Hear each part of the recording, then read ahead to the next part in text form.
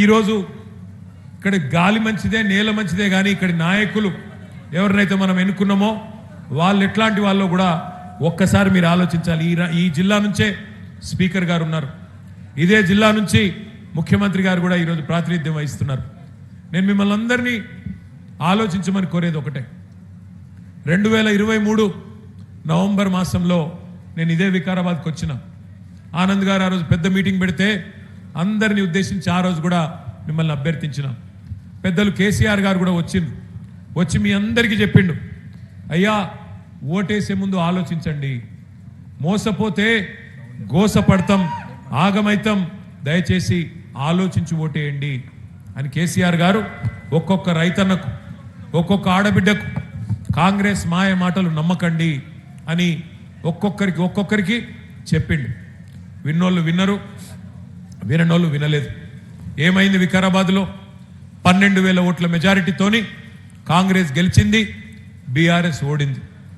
సరే, గెలిచింది కాంగ్రెస్, ఓడింది బీఆర్ఎస్. మరి జరిగింది ఏంది? లాభమా నష్టమా? ఎవరికి జరిగింది ఆలోచించండి. ఎమ్మెల్యేగా గతంలో ఆనంద్ గారు 5 ఏళ్ళు పనిచేసింది. 5 ఏళ్ళు పనిచేసినప్పుడు ఆనంద్ గారు ఒక డాక్టర్గా కావాలంటే తన ప్రాక్టీస్ ఉన్నది, సంపాదించుకోవచ్చు, భార్య డాక్టరు, ఆయన డాక్టరు, 2 చేతులా సంపాదించవచ్చు, సుఖంగా పిల్లలను చూసుకుంటూ సమాజం గురించి పట్టింపు లేకుండా ఆయన పని ఆయన చేసుకోవచ్చు. కానీ 5 ఏళ్ళు తనలాడిండు. అందులో 2 ఏళ్ళు కరోనా, 1 సంవత్సరం ఎవరికైనా నేర్చుకున్న తందుకే పడుతుంది కొత్త ఎమ్మెల్యేకు. కొన్ని తెలుస్తాయి, కొన్ని తెలివై. ఇప్పుడే ఆయన్నే చెప్పిండు, ఎన్నడూ సర్పంచ్ పని చేయలే, ఎంపీటీసీ పని చేయలే, జెడ్పీటీసీగా పని చేయలే, కౌన్సిలర్గా పని చేయలే, కానీ ఏదో చేయాలి, చదువుకున్నా, పుట్టిన గడ్డ కోసం ఏదైనా చేయాలి అని చెప్పి ముంగటికి వచ్చిండు, పని చేసిండు. రూపాయి లంచం తీసుకోలే. ఎప్పుడు మా దగ్గరికి వచ్చినా, మరి మంచి మాటకారి కూడా మీకు తెలుసు, ఎప్పుడు మా దగ్గరికి వచ్చినా కేసీఆర్ గారి దగ్గరికి కానీ, మంత్రుల దగ్గరికి, మా సబితమ్మ దగ్గరికి కానీ, నా దగ్గరికి కానీ వస్తే ఒకటే అడిగేది, అన్నా మా వికారాబాద్ కొన్ని నిధులు ఇవ్వండి, మా వికారాబాద్ ప్రజలకు మంచి చేయాలని నేను ఎమ్మెల్యే అయినా దయచేసి నాకు సహకరించండి అన్నాడు తప్ప ఎన్నడూ పర్సనల్ పని, ఎన్నడూ రూపాయి పని కూడా తన వ్యక్తిగత స్వార్థం కోసం ఆనంద్ గారు ఎన్నడూ కూడా అడగలేదు. అట్లాంటి నాయకుడు మీకు సేవ చేసిండు. కానీ మనం పోగొట్టుకున్నాం, ఓడగొట్టుకున్నాం. కారణాలు ఏమన్నా కావచ్చు. ఇవాళ మనం ఆలోచించవలసింది ఒకటే, ఆగమాగమై ఓట్లేస్తే, ఆగమాగమై అవతల వాళ్ళు చెప్పే అబద్ధాలు నమ్మి ఓట్లేస్తే ఏమవుతుందంటే, మీ స్పీకర్ గారు మీకు ఎమ్మెల్యేగా ఉన్నారు. ఆయన మొన్న చెప్తున్నాడు, ఎక్కడో ఏదో ఊళ్ళో నేను చూసిన వికారాబాద్లో, ఏం చెప్తున్నాడు, కేసీఆర్ మొత్తం అప్పులు చేసి పోయిండు, అందుకే మాకు నడపొస్తలేదు. విన్నారా మీరు కూడా? అది మొత్తం అప్పులు చేసి పోయిండా మా కేసీఆర్ అని అబద్ధాలు చెప్తున్నాడు గౌరవప్రదమైన స్పీకర్ స్థానంలో ఉన్న పెద్ద మనిషి గడ్డం ప్రసాద్ కుమార్ గారు. దయచేసి నేను స్పీకర్ గారిని వికారాబాద్ వేదికగా అడుగుతా ఉన్నా, స్పీకర్ గారు, పార్లమెంటరీ ప్రజాస్వామ్య వ్యవస్థలో మీరు రాజ్యాంగబద్ధమైన పదవిలో ఉన్నారు. మీ నోటి నుండి ఇట్లాంటి సత్యదూరమైన మాటలు, అసత్యాలు, అబద్ధాలు, అర్ధసత్యాలు మీ గౌరవాన్ని తగ్గిస్తాయి తప్ప పెంచాయి. ఎందుకంటున్నా ఈ మాట?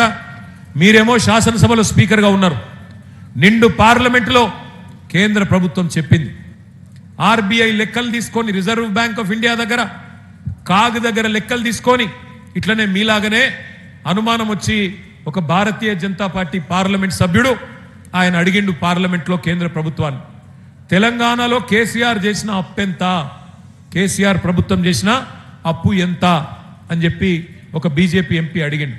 అడిగితే కేంద్ర ప్రభుత్వం పార్లమెంట్ వేదికగా చెప్పిన మాట, కేసీఆర్ ప్రభుత్వం వచ్చినాడు 2014 జూన్ 2 నాడు తెలంగాణ రాష్ట్రం నెత్తి మీద ఉన్న అప్పు 72,000 కోట్లు. కేసీఆర్ గారు దిగిపోయినాడు డిసెంబర్ 3, 2023 తెలంగాణ నెత్తి మీద ఉన్న అప్పు 3,52,000 కోట్లు. అంటే కేసీఆర్ గారు 10 ఏళ్లలో చేసిన అప్పు 2,80,000 కోట్లు. సంవత్సరానికి 10 ఏళ్లకు 2,80,000 కోట్లు అంటే సంవత్సరానికి సగటున 28,000 కోట్ల అప్పు. కానీ స్పీకర్ గారు ఏం చెప్తున్నాడు, 8 లక్షల కోట్ల అప్పు అయిపోయింది. ఇంకొక ఆయన డిప్యూటీ సీఎం గారు 9 లక్షలు అంటాడు, ఇంకొక ఆయన 10 లక్షలు అంటాడు. నోటికి ఎంత వస్తే అంత. వెనకటికి ఎవడో తన ముఖం బాగాలేకపోతే అద్దం బలగొట్టిండట ఇంట్లో. ఆయన ముఖం బాగాలేకపోతే అద్దం బలగొట్టుకుంటే ముఖం చక్కగా అయిపోతుందా? ఆలోచించాలి. నీకు పరిపాలన చేతనైతే లేదు స్పీకర్ గారు, నీ ప్రభుత్వానికి, నీ కాంగ్రెస్ పార్టీకి పరిపాలన చేతనైతే లేదు. నేను ఉత్తగానే అంటలేను, ఓడిపోయిన బాధలు అంటలేను. ఎందుకంటున్నా అంటే సీదా ఒకటే అడుగుతున్న స్పీకర్ గారు, నేను 10 ఏళ్ళు కేసీఆర్ ఉన్నప్పుడు యూరియా దొరుకుతుంది ఎట్లా? కాంగ్రెస్ రాగానే యూరియా మళ్ళొక్కసారి లైన్లు కట్టే పరిస్థితి వస్తుంది ఎట్లా? దమ్ముంటే సమాధానం చెప్పు. మీకు పరిపాలన చేతనైతే రైతులకు యూరియా ఇచ్చే తెలివి కూడా నీ ముఖ్యమంత్రికి ఎందుకు లేదు నేను అడుగుతా ఉన్నా. ఒక యూరియానే కాదు, కేసీఆర్ ఉన్నప్పుడు కరెంటు చక్కగా వస్తుంది, ఇవాళ కరెంటు చక్కగా రాదు. కేసీఆర్ ఉన్నప్పుడు మంచినీళ్ళు చక్కగా వస్తాయి, ఇవాళ మంచినీళ్ళు కూడా ఇచ్చే తెలివి లేదు.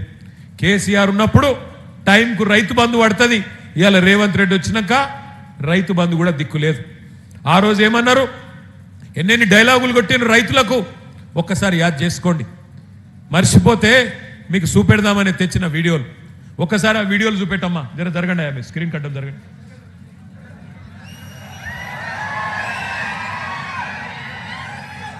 సౌండ్ వస్తలేదు.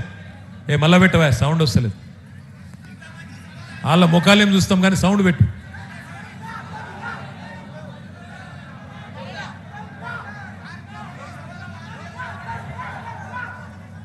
సౌండ్ వస్తలేదు. సరే సౌండ్ ఆయన పెడతాడు కానీ మీకు ఒక్క ముచ్చట చెప్పాలి, అది మళ్ళీ పెడతా. సరే, కేసీఆర్ అప్పు చేసిండు, మీ స్పీకర్ అన్నది నిజమే అనుకుందాం. ఒక్క నిమిషం. స్పీకర్ గారు చెప్పారు తీసుకుంటే 10,000 ఇప్పుడు మంచిగా చేసినట్టు పెట్టవా? వీడియో పెట్టి వస్తుంది రైతు బంధు. కాంగ్రెస్ అధికారంలోకి వస్తే 15,000 వస్తాయి. ఎకరానికి 15,000 రూపాయల సంవత్సరానికి ఇచ్చేటట్టుగా ఒక గ్యారంటీని కూడా మనం ప్రకటించాం. రైతు భరోసా, ఇందులో రైతులకు, కౌలు రైతులకు సంవత్సరానికి ఎకరాకు 15,000 రూపాయలు ఇచ్చే విధంగా, అదేవిధంగా నిరుపేదలైన కూలీలకు సంవత్సరానికి 12,000 రూపాయలు ఇచ్చే విధంగా రైతు భరోసా కార్యక్రమాన్ని 2వ గ్యారంటీ కింద ప్రకటించడం జరిగింది. సో యజమానికి రావాల్సింది యజమానికి ఆయన ఖాతాలో పడుతుంది, కౌలు రైతుకు రావాల్సింది కౌలు రైతుకు వస్తుంది. భూమి లేని వాళ్ళు, ఉపాధి హామీ కూలికి పోయేట వాళ్ళకు కూడా ఇందులో మేము మద్దతు పెట్టినాము. అంటే ఇప్పుడు అందరికి ఇస్తారు అంటే ఆల్మోస్ట్, అందుకే అంటే డబుల్ అవుతుంది. ఓవర్లాప్ కాదు, ఇందులో వస్తే ఇందులో రాదు, ఇందులో వస్తే ఇందులో రాదు. కేసీఆర్ అంటున్నాడు కాంగ్రెస్ వస్తే రైతు బంధు బంద్ అవుతుందని. ఎందుకు బంద్ అవుతుందే? మేమేమన్నా దివానగలమా? మాకేమన్నా ధమాక్ లేదా? ఇప్పుడు తీసుకుంటే 10,000 ఏమన్నా అంటేనేమో తిట్టిండి అంటారు. మళ్ళా ఏమన్నాడు ఆయనే? ఏమన్నాడు? రైతు బంధు ఎందుకు బంద్ అవుతుందయ్యా? మేమేమన్నా దివానగలమా? మాకేమన్నా దిమాకు లేదా? మరి నేను అడుగుతున్నా స్పీకర్ గారు, 3 సార్లు రైతు బందే కొట్టినోడు ఏమని పిలవాలి? రుణమాఫీ చేస్తా అని మోసం చేసినోడు ఏమని పిలవాలి? ఎంత పచ్చి అబద్ధపు మాటలంటే, నవంబర్లో తీసుకుంటే 5,000, డిసెంబర్లో తీసుకుంటే 7,500, నవంబర్లో తీసుకుంటే 2,000, డిసెంబర్లో తీసుకుంటే 4,000 పెన్షన్. కేసీఆర్ ముసలమ్మకో ముసలయ్యకో ఇద్దరిలో ఒకరిగా ఇస్తుండు పెన్షన్. నేను ఇద్దరికి ఇస్తా. కేసీఆర్ 2,000 ఇస్తే నేను 4,000 ఇస్తా.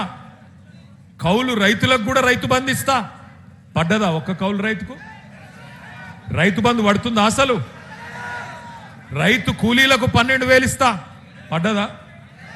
ఇగో ఇన్ని దగుల్బాజీ మాటలు, దొంగ మాటలు చెప్పి ఇవాళ అధికారంలోకి వచ్చింది ఒక్కటే కాదు, వచ్చి అధికారంలోకి వచ్చిందే కాదు, ఇవాళ మళ్ళొకసారి పచ్చి అబద్ధాలు. ఏమన్నంటే అప్పుల పాలైపోయింది. మేమేం చేస్తాం? మీ స్పీకర్ గారు చెప్పినట్టు అప్పులు అయిపోయినాయి. జర లొల్లి పెట్టకురు రాబాయి, పక్కన మీలో లేని ఆగు. కాదండి, కిందికన్నా దిగురు, కొద్దిసేపు డిస్టర్బ్ చేయకండి ప్లీజ్. అప్పుల పాలు నిజంగానే అనుకుందాం. 1 నిమిషం ప్రసాద్ అన్న చెప్పింది నిజమే అని 1 నిమిషం అనుకుందాం. మరి సరే, కేసీఆర్ అప్పు చేసిండు. ఏం చేసిండు కేసీఆర్ గారు అప్పు చేసి? ఏం చేసిండు అంటే 200 రూపాయల పెన్షన్ను 2,000 రూపాయలు చేసి 46 లక్షల మంది గరీబోళ్ళకు ఆసరాయిండు కేసీఆర్. అవును, కేసీఆర్ అప్పు చేసిండు. ఏం చేసిండు? అప్పు చేసి 14 లక్షల మంది ఆడపిల్లలకు ఒక్కొక్కరికి ₹1,00,000 మేనమామలాగా ఇచ్చి కళ్యాణ లక్ష్మి షాదీ ముబారక్ పేరు మీద 14 లక్షల మంది ఆడపిల్లలకు పెళ్లిళ్ళు చేసిండు. అవును, కేసీఆర్ అప్పు చేసిండు. ఏం చేసిండు? చేసి 15 లక్షల మంది ఆడబిడ్డలకి మగ పిల్లగాడు పుడితే 12,000, ఆడపిల్ల పుడితే ₹13,000 ఇచ్చి వాళ్లకు పెద్ద దిక్కై నిలబడ్డాడు. అవును, కేసీఆర్ అప్పు చేసిండు. 1022 గురుకుల పాఠశాలలు పెట్టి ఒక్కొక్క పిల్ల మీద ఒక్కొక్క పిల్లోడి మీద ₹1,20,000 ఖర్చు పెట్టి దగ్గర 7 లక్షల మంది పిల్లలకు చదువు చెప్పించిండు కేసీఆర్. అవును, కేసీఆర్ అప్పు చేసిండు. ఏం చేసిండు? చేసి మీ వికారాబాదును దశాబ్దాల మీ కలను జిల్లా చేసి ఎస్పీని కలెక్టర్ను ఇక్కడ కూర్చోబెట్టిండు కేసీఆర్. అద్భుతమైన కలెక్టరేట్, అద్భుతమైన ఎస్పీ కార్యాలయం కట్టి దశాబ్దాల మీ కళ వికారాబాద్ జిల్లా కావాలన్న కళ నెరవేర్చిండు కేసీఆర్. అవును, కేసీఆర్ అప్పు చేసిండు. ఏం చేసిండు? చేసి రంగారెడ్డి ఉమ్మడి జిల్లాలోనే ఒక్క మెడికల్ కాలేజీ లేకుండే. అట్లాంటిది రంగారెడ్డి జిల్లాలో ఒక్క మెడికల్ కాలేజీ ప్రభుత్వ రంగంలో లేకపోతే ఒక్క రంగారెడ్డి జిల్లాలో కాదు, రంగారెడ్డిలో, వికారాబాద్లో, మేడ్చల్లో, మొత్తం 33 జిల్లాల తెలంగాణలో 33 మెడికల్ కాలేజీలు, 33 నర్సింగ్ కాలేజీలు కట్టించి ఎస్సీ, ఎస్టీ, బీసీ, మైనారిటీ పిల్లలకు ఇలా డాక్టర్లు అయ్యే అవకాశాన్ని కల్పించిండు కేసీఆర్. అవును, కేసీఆర్ అప్పు చేసిండు. కరెంటు ఇయ్యక మీరు సతాయిస్తుంటే 1,00,000 కోట్లు ఖర్చు పెట్టి కొత్త సబ్ స్టేషన్లు, కొత్త లైన్లు, కొత్త ట్రాన్స్ఫారంలు అన్ని పెట్టి 24 గంటల కరెంటు రైతులకు ఇచ్చిన మొనగాడు కేసీఆర్. మీరు అంధకారంలో ఇడిచిపట్టిపోతే తెలంగాణని, ఆ తెలంగాణను చక్కగా చేసిండు కేసీఆర్. అవును, కేసీఆర్ అప్పు చేసిండు. 73,000 కోట్ల రూపాయలు 70 లక్షల మంది రైతుల ఖాతాల్లో 11 సార్లు వేసిన నాయకుడు భారతదేశ చరిత్రలో ఒకే ఒక్కడు కేసీఆర్. నేను అడుగుతున్నా స్పీకర్ గారిని, రేవంత్ రెడ్డి గారిని, మరి కేసీఆర్ అప్పు చేస్తే ఏం చేసిండు అంటే ఇంకో గంట చెప్తా నేను. గన్ని పథకాలు ఉన్నాయి మనం చేసినాయి. మరి మీరొచ్చి 2.5 ఏళ్ళ 100 రోజుల్లోనే 6 గ్యారంటీలు అంటివి, 100 రోజుల్లోనే అటున్న చంద్రుడిని తీసుకొచ్చి ఇటు పెడతా అంటివి. మరి ఏమా? 100 రోజుల్లోనే విద్యా భరోసా కార్డు, 100 రోజుల్లోనే రైతు భరోసా, 100 రోజుల్లోనే మహిళలకు 2,500 ఒక్కలకన్నా ఇచ్చినవా? ఇది ఒక ఎస్సీ రిజర్వ్డ్ నియోజకవర్గం. నేను అడుగుతున్న స్పీకర్ గారిని, మీరే కదా చేవెళ్లలో ఎస్సీ డిక్లరేషన్ అని పెట్టి దళిత బంధు కాదు, మేమొస్తే కేసీఆర్ 10 లక్షలు ఇస్తుండు, మేము 12 లక్షలు ఇస్తామన్నావు, యాదికున్నదా? ఇంకా అందానికి అంబేద్కర్ గారి పేరు పెట్టిండు, అంబేద్కర్ అభయ హస్తం అని చెప్పి. ఇచ్చినవా? 12 పైసలు అనేవనికన్నా ఇచ్చిండా? వికారాబాద్లో మన స్పెషల్గా ఇచ్చిరేమి? ఇచ్చిర్రా? అయ్యలేదా? ఒక్క హామీ అని నిలబెట్టుకున్నాడా? 100 రోజులు, 6 గ్యారంటీలు, 420 హామీలు, 13 డిక్లరేషన్లు, ఒక్క పనన చేసిండా? ఇలా ముఖ్యమంత్రి గారిని అడిగితే గట్టిగా, ఏమైనా రేవంత్ రెడ్డి ఉన్నావు 3 ఫీట్లు కానీ 30 ఫీట్లో లెక్క మాట్లాడుతీవి, పెద్ద పెద్ద డైలాగులు కొడుతీవి, తీస్మార్ ఖాన్ లెక్క మాట్లాడుతీవి కదా, ఏమైనా మరి 100 రోజులు ఎడవాయంటే ఇప్పుడు కొత్త డైలాగ్ నేర్చుకున్నాడు. ఎంత కండలు తిరిగినోడైనా 3 నెలలనే పిల్లలు పుట్టిస్తాడా? మాకు తెలియదా 3 నెలల పిల్లలు పుట్టరని? మాకు పెళ్ళిళ్ళు కాలే, మాకు పిల్లలు లేరా? మనకు తెలియదా 9 నెలలకు పిల్లలు పుడతారని? దానికి ముఖ్యమంత్రి చెప్పన్నా? మరి నేను అడుగుతున్నా వికారాబాద్లో, అయ్యా స్పీకర్ గారు, ఇక ఆయన చెప్తలేడు, నువ్వన్నా చెప్పు. 3 నెలల పిల్లలు పుట్టారు, సరే ఒప్పుకుంటా, కానీ మరి 30 నెలలకు కూడా పుట్టకపోతే నిన్నేమని విలువాలే? నేనేం అంటలేను సుమా, నేనేం అంటలేను, అడుగుతున్నా గంతే. రేవంత్ రెడ్డి చెప్తలేడు కదా, మరి గడ్డం ప్రసాద్ అన్న చెప్తాడేమో అని అడుగుతున్నా. సిగ్గుండాల మాట్లాడడానికి, ఇంకా సిగ్గు లేకుండా ఇష్టం వచ్చినట్టు మాట్లాడుతున్నారు, అప్పులు సొప్పులు అని. అయిపోయింది, మీ టైం అయిపోయింది. శిశుపాలుడు కదా 100 తప్పులు చేసేదాకా ప్రజలు ఎదురు చూసినట్టు కాంగ్రెస్ వాళ్ళ తప్పులు కూడా లెక్క పెడతా ఉన్నారు. టైం దగ్గర పడ్డది, తొందరలోనే కేల్ ఖతం దుకాణం బంద్ అయ్యే రోజు ఎక్కువ దూరం లేదు. ఒక్క మాట నేను మీ అందరికి చెప్తా ఉన్నా, ఒక్క మాట మిమ్మల్ని అందరినీ ప్రార్థిస్తా ఉన్నా. దయచేసి ఇప్పుడే ఆనంద్ గారు చెప్తున్నారు, అన్నా కేసులు పెడుతున్నారు అన్నా అని. ఎవరి మీద ఎక్కువ కేసులు అవుతాయో వాళ్ళే పెద్ద లీడర్లు అవుతారు, నేను ముందే చెప్తున్నా. భయపడితే నడవది. కానీ ఒకటి మాత్రం పక్కా, మీ వర్కింగ్ ప్రెసిడెంట్గా కేసీఆర్ గారు ఇచ్చిన బాధ్యత, దానిలో భాగంగా నేను చెప్తా ఉన్నా, మళ్ళీ గవర్నమెంట్ వచ్చుడు పక్కా, అందులో ఏం అనుమానం అవసరం లేదు. 2028లో నవంబర్ డిసెంబర్లో మళ్ళీ తిరిగి కేసీఆర్ గారు ముఖ్యమంత్రి కావడం పక్కా. అందులో ఎవరికే అనుమానం అవసరం లేదు. రేవంత్ రెడ్డికి కూడా తెలుసు, ప్రసాద్ అన్నకు కూడా తెలుసు. అందుకే అందిన కాడికి దోసుకో అనే స్కీమ్ పెట్టుకొని దోసుకుంటా ఉన్నారు. ఉన్నంతల్నే ఉన్నప్పుడు దీపం ఉన్నప్పుడే ఇల్లు చక్క పెట్టుకోవాలని చెప్పి అధికారం ఉన్నప్పుడే దోసుకునే కార్యక్రమం పెట్టుకొని కార్యక్రమాలు చేస్తూ ఉన్నారు. కానీ ఒక్కటి మాత్రం పక్కా, ఇక్కడున్న పోలీస్ అధికారులకు నేను చెప్తా ఉన్నా, వికారాబాద్లో డ్యూటీ చేయండి కానీ అతి చేయకండి. చేస్తే మాత్రం ఒక్కొక్కరిని గుర్తు పెట్టుకొని నేను మా ఆర్ఎస్ ప్రవీణ్ అన్న ఇద్దరం కలిసి తప్పకుండా మళ్ళీ అధికారంలోకి వచ్చినాక మిత్తితో సహా మీకు ఇచ్చే బాధ్యత నాది. మిత్తితో సహా తప్పకుండా ఇస్తామని చెప్తా ఉన్నా. దయచేసి అతి చేయకండి. రేవంత్ రెడ్డి చెప్పిండు, ప్రసాద్ అన్న చెప్పిండు కాబట్టి నేనేదో చేస్తా, నడవది. స్పీకర్ పదవి, ముఖ్యమంత్రి పదవి ఊస్టింగ్ అయితే ఈ పక్కా ప్రజలు తలుసుకుంటే 2 పదవులు కూడా ఊసిపోతాయి. జాగ్రత్త అని చెప్తా ఉన్నా. ఇంకొక మాట కూడా నేను అడుగుతా ఉన్నా ఇక్కడికున్న మా సోదరులను, సోదరిమణులను. 10 ఏళ్ళు కేసీఆర్ ప్రభుత్వం ఉండే, 10 ఏళ్ళు మరి ఆనాడు మన నెత్తి మీద, మన మెడ మీద కత్తి పెట్టిండు నరేంద్ర మోడీ. మీ దగ్గర దామగుండంలో ఒక నేవీ రేడార్ స్టేషన్ కడతాం, మరి మాకు 2000 ఎకరాలు ఇయ్యాలి వెంటనే అంటే కూడా మనం ఇయ్యలే. ఎందుకు ఇయ్యలే? ఒకటి, వాళ్ళు చేసే పని మంచి పని కాదు. 12 లక్షల చెట్లు కొట్టేస్తున్నాడు. 12 లక్షలు. అది ఎక్కడ? మీ వికారాబాద్ అడవులలో ఎక్కడనైతే చెట్లుంటేనే ఆ చెట్ల గాలితోనే ఇక్కడ ఈ గాలి మంచిదని చెప్పి ఇక్కడికి మరి టీబీ విశ్వవిద్యాలయం కూడా, టీబీ వైద్యాలయం కూడా ఇక్కడ పెట్టినరో అట్లాంటి వికారాబాద్లో 12 లక్షల చెట్లు కొట్టేస్తామంటే కేసీఆర్ గారు ఒప్పుకోలే. నేను ఇయ్యా అన్నాడు, ఇయ్యలే. కానీ ఈరోజు దామగుండం రాడార్ కేంద్రం కోసం కేంద్రం ఒక మాట అడగంగానే బడే భాయ్ ఏక్ బాత్ బోల్ దియే తో छोटे भाई मान गए, दे दिए देने के बाद क्या हुआ? अभी ఒక్క మాట అనగానే రేవంత్ రెడ్డికి మోడీ అంటే భయం. ఎందుకు భయం? మీకు ఎరికే.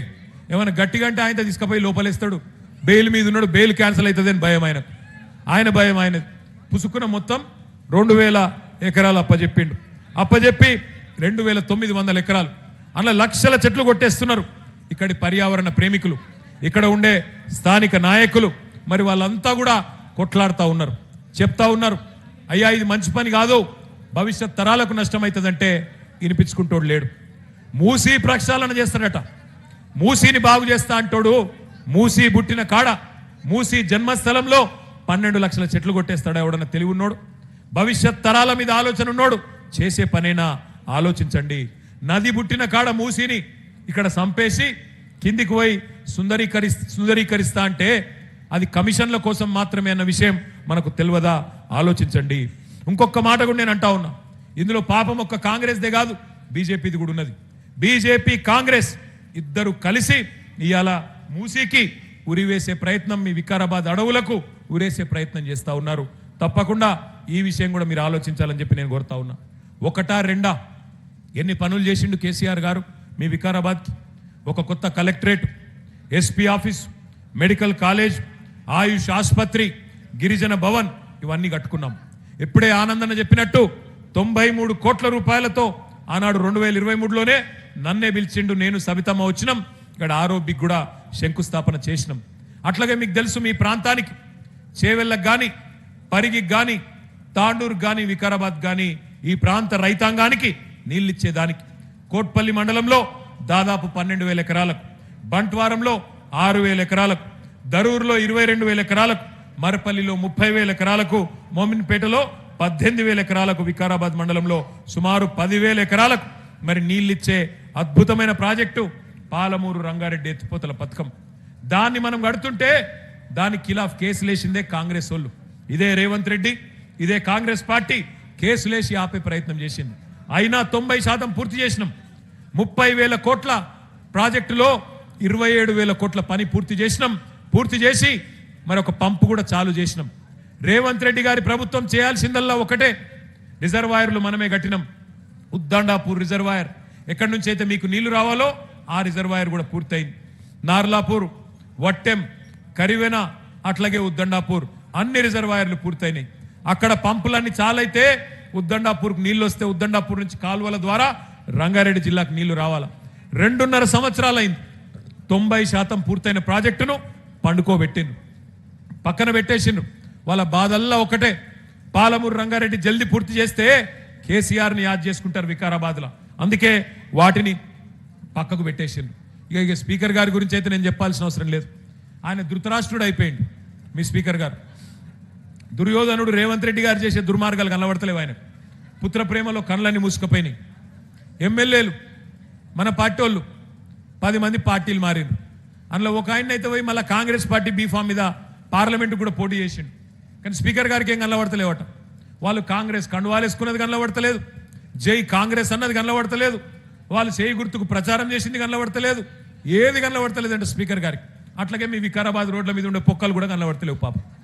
గట్ల అయిపోయింది ఇలా ధృతరాష్ట్రుడికి పరిస్థితి అయిపోయింది స్పీకర్ గారు. ఒకటి మాత్రం పక్కా, ఇవాళ ఆనంద్ గారు గెలిచినా ఓడినా మీ అందరి మధ్యనే ఉన్నాడు, మీకోసమే నిలబడ్డాడు. అట్లాగే మరి వికారాబాద్లో చేసిన పనులు కూడా చాలా ఉన్నాయి. భూములు ఇక నాకంటే బాగా మీకు తెలుసు. భూములు ఎంత ధర ఉండే ఆనాడు రియల్ ఎస్టేటు, ఇవాళ ఎట్లా ఉన్నదో నాకంటే బాగా మీకే తెలుసు. మార్పు బాగుందా వికారాబాద్లో? రియల్ ఎస్టేట్ వాళ్ళు చెప్పాలి, బాగుందా మార్పు? రియల్ ఎస్టేట్ కిందికి అయిందా లేదా? అయిందా? మరి అన్ని అనుముల బ్రదర్సే బుక్కుతుంటే భూములన్నీ అన్ని అనుముల కుటుంబ సభ్యులే, రేవంత్ రెడ్డి గారు అన్నదమ్ములే అన్ని మింగుతుంటే తిరుపతి రెడ్డి ఒక దిక్కు, కొండల రెడ్డి ఒక దిక్కు, కృష్ణారెడ్డి ఒక దిక్కు, ఇంకో రెడ్డి గారు ఇంకో దిక్కు, నలుగురు 4 దిక్కుల తలిగి రేవంత్ రెడ్డి కుటుంబ సభ్యులే మొత్తం మింగుతుంటే ఇకేం మిగులుతుంది? రియల్ ఎస్టేటు మొత్తం ఆగమైపోయింది. ఈ 2.5 సంవత్సరాలలో లక్షల మంది ఆధారపడే రియల్ ఎస్టేట్ రంగారెడ్డి వికారాబాద్ జిల్లాల్లో మొత్తం ఛిద్రం చేసిండు. నేను మీ అందరినీ ప్రార్థించేది ఒకటే, మీ దగ్గర 284 బూతులు ఉన్నాయి, పోలింగ్ బూతులు మీ అందరికి ఉన్నది. 84 ఉన్నాయి. మీ అందరి మనసులో ఉన్నది ఒకటే, మళ్ళా కాంగ్రెస్ పోవాలే, కేసీఆర్ రావాలి అనేది ఒకటే ఉన్నది. మరి రావాలి అంటే ఉత్తగా సప్పట్లు కొడితే ఉపన్యాసాలు కొడితే కాదు. ఇంతకుముందు రామచంద్రరావు గారు కరెక్ట్గా చెప్పిండు, 284 పోలింగ్ బూత్లలో మీరు ఒక్కొక్క బూత్లో 10 మంది చొప్పున కమిటీ వేసుకున్నారు. 2840 మంది సోదరులతోని కమిటీలు వేసుకున్నారు. ఆ కమిటీలు ఎస్ఐఆర్ కార్యక్రమం ఇప్పటిదాకా మీకు ప్రవీణ్ కుమార్ గారు చెప్పినట్టు ఎస్ఐఆర్ కానీ అట్లాగే సభ్యత్వ నమోదు కార్యక్రమం కానీ అవన్నీ కూడా మనం సరిగ్గా చేసుకుంటే, మనం మొత్తం అస్త్రశస్త్రాలు యుద్ధం లేనప్పుడే చక్కగా చేసుకుంటే మనకు రేపటి రోజున యుద్ధం వచ్చినప్పుడు పని అల్కగా అవుతుంది. ఆంగ్లంలో ఒక సామెత ఉన్నది, the more you sweat in peace the less you bleed in war. అంటే ఏ యుద్ధము లేనప్పుడు సైనికుడు ఎంత చెమట వడిపితే యుద్ధంలో అంత తక్కువ రక్తం కారుతుంది. అందుకే మనం చేయాల్సిన పనల్లా ఇప్పుడు ఒకటే, ఎస్ఐఆర్లో ఇంటింటికి పోవాలి, బూత్ లెవెల్ ఆఫీసర్ గారితో బూత్ లెవెల్ ఏజెంట్లు పోవాలి. అట్లాగే మెంబర్షిప్ కార్యక్రమం కూడా స్టార్ట్ కాబోతా ఉన్నది. ఒక 2 నిమిషాలు మీకు ఆ మెంబర్షిప్ యాప్కి సంబంధించిన స్లైడ్లు కూడా నేను చూపెడతా. ఒకటే నిమిషం అది పెట్టాలమ్మా. మెంబర్షిప్ది పెట్టాలి. ఇది ఒక్క నిమిషం చూడాలా మీరు. ఇప్పుడు ఈ మెంబర్షిప్ యాప్ మీ ఫోన్లలోనే ఉంటుంది. బూత్కి 2 చొప్పున ట్రైనింగ్ ఇస్తాం. ఇలా ఏం లేదు, చాలా అల్కట్ పని. Next slide. నెక్స్ట్. ఇలా ఏం లేదు, 7 వరుసగా 7 స్టెప్లలో మొత్తం మెంబర్షిప్ అయిపోతుంది. ఏం లేదు, ఇప్పుడు మీరు మీ ఆనంద్ గారి ఇంటికి పోయినారు, ఆయనను మెంబర్గా చేర్చుకోవాలి. మెంబర్గా చేర్చుకోవాలి అంటే మరి ఆనంద్ గారు వెంటనే ఆయన పేరు చెప్తాడు, మీరు ఆనంద్ అని టైప్ చేయాలి ఆ యాప్లో. ఆ ఊర్లో ఉండే ఆనందుల పేర్లన్నీ వస్తాయి. అలా మెతుకు ఆనంద్ ఎక్కడున్నాడు చూసుకొని అది క్లిక్ చేయాలి. మెతుకు ఆనంద్ అని కొట్టంగానే మెతుకు ఆనంద్ వివరాలన్నీ యాప్లోకి వచ్చేస్తాయి. అడ్రస్సు, తండ్రి పేరు, అట్లాగే వాళ్ళ ఎక్కడుంటారు ఏంది మొత్తం వస్తాయి. వెంటనే ఆనంద్ అన్నను ఫోన్ నెంబర్ చెప్పన్నా అనాలి. ఫోన్ నెంబర్ చెప్తాడు. చెప్పంగానే ఆ ఫోన్ నెంబర్కు ఓటీపీ వస్తుంది. ఓటీపీ అంటే ఎరికే కదా, 1 టైం పాస్వర్డ్. చాక్లెట్ ఇవ్వమంటావా? మరి ఇప్పటిదాకా ప్రవీణ్ అన్న చాక్లెట్లు తినిపించి ఎడగొట్టిండు. ఓటీపీ రాగానే అప్పుడు నెంబరు పోతుంది అందులోకి. తర్వాత సాధారణ సభ్యత్వం అయితే 10 రూపాయలు, లేదంటే 50 రూపాయలు. అది మీరు గూగుల్ పే ద్వారా కట్టొచ్చు, లేదా అవసరమైతే ఆడ మీకు అదొకటి ఉంటుంది, పేటీఎం ఉంటుంది, దాని ద్వారా కట్టొచ్చు, లేదంటే క్యాష్ అన్న కట్టొచ్చు. కట్టగానే అది అయిపోతుంది. ఆ తర్వాత వెంటనే మీ ఫోటో తీసుకుంటారు. ఫోటో ఎందుకో నేను వెంటనే చెప్తా. ఫోటో తీసుకుంటారు. ఇదంతా అయిపోతే మెంబర్షిప్ అయిపోతుంది. ఫోటో ఎందుకు? Next slide. ఫోటో ఎందుకు అంటే ఇగో ఇట్లాంటి బ్రహ్మాండమైన ఐడి కార్డు మీ అందరికీ ఒక్కొక్కరికి ఆనందాన్ని స్వయంగా మీకు అందజేస్తాడు. ఏమొస్తుంది ఐడి కార్డుతోని? రేపు మీరు మన గవర్నమెంట్ వచ్చినాక ఏ సర్కారు దఫ్తర్కి పోయినా అరే ఈయన కేసీఆర్ గారు మనిషి, మెతుకు ఆనంద్ గారు మనిషి, సబితమ్మ మనిషి, జాగ్రత్తగా ఈయనకు మంచిగా చూసుకోవాలి, పని చేసి పెట్టాలి అని అధికారులు గౌరవం ఇచ్చే విధంగా ఆ ఐడి కార్డు మీకోసమే తయారు చేసి మీకు ఇవ్వబోతా ఉన్నాం. అందుకే మిమ్మల్ని అందరినీ కోరేది నేను, మెంబర్షిప్ అట్లాగే SIR 284 బూతులు ఉన్నాయి మీకు. మీరందరూ కొంతమంది నాయకులు ఉంటారు ఇక్కడ. ఎట్లా అంటే అన్న నేను మండల స్థాయి నాయకుడిని, నేను బూతులు తిరుగుతున్నా అంటాడు. అట్లాగే ఇంకో నాయకుడు ఉంటాడు, అన్న నేను రాష్ట్ర స్థాయి నాయకుడిని, నేను గీడ తిరుగుతున్నా అంటాడు. దయచేసి నేను దండం పెట్టి చెప్పేది ఒకటే, మీరు ఎంత పెద్ద నాయకుడైనా ఇంట గెలిచి రచ్చ గెలవాలి. ముందు మీ బూతుల గెలవాలి, మీ బూతుల మెజారిటీ తేవాలి, మీ ఊర్లో మెజారిటీ తేవాలి. తెస్తేనే రేపటి రోజున రాష్ట్రంలో వికారాబాద్ హెడ్ క్వార్టర్లో గులాబీ జెండా ఎగురుతుంది. లేకపోతే ఎవలపాటికి వాళ్ళే నా బూత్ మంచిగానే ఉంది నేను దేశమంతా తిరుగుతా అంటే లాభం లేదు. అందుకే 284 బూతులలో నేను గట్టు రామచంద్రరావు గారిని, ఆనంద్ గారిని కోరేది, ఏ బూత్ కా బూతే ఆర్గనైజేషన్ జరగాలి, ఏ బూత్ మెంబర్షిప్ అక్కడే జరగాలి, ఏ బూత్లో జరగాల్సిన SIR కార్యక్రమం అక్కడే జరగాలి. ఏమన్నా ఇబ్బంది ఉంటే రామచంద్రరావు గారు, ఆనంద్ గారు మీకు అన్ని రకాలుగా అసిస్టెన్స్ అందించడానికి సిద్ధంగా ఉన్నారు. మరి మీకు కూడా ఆకలి అవుతుంది, నాకు కూడా ఆకలి అవుతుంది. ఎంతకంటే ఎక్కువ మీ ఓపికకు పరీక్ష పెట్టకుండా గులాబీ జెండా ఎగరేద్దాం, తిరిగి మళ్ళీ అధికారంలోకి వద్దాం, వికారాబాద్ను మళ్ళీ అధికార బాట నడిపిద్దామని చెప్పి, అభివృద్ధి బాట నడిపిద్దామని చెప్పి తెలియజేస్తూ జై తెలంగాణ.